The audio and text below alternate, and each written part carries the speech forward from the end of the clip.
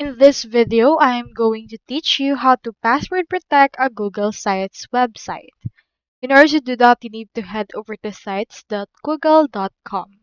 Now, from in there, you will be automatically logged in if you already have a Google account created.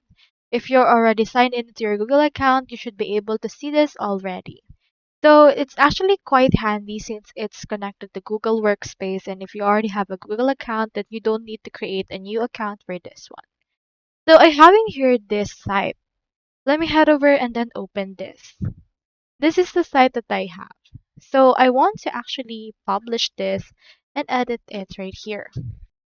So you can head over and then edit your site through this way.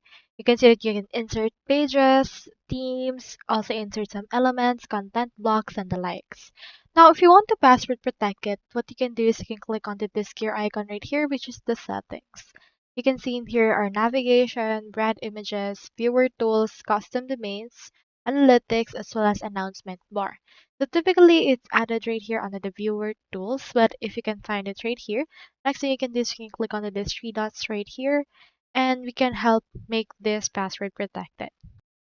From in there as well, you can find in here this icon, which means that you can share it with others.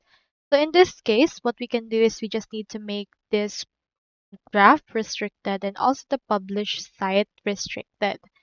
Once you have done this, only people added can access this. So although you won't be able to get some password or give it a password protected site, you can just add in here people that you want to have access to it, which is essentially the same way to that as well.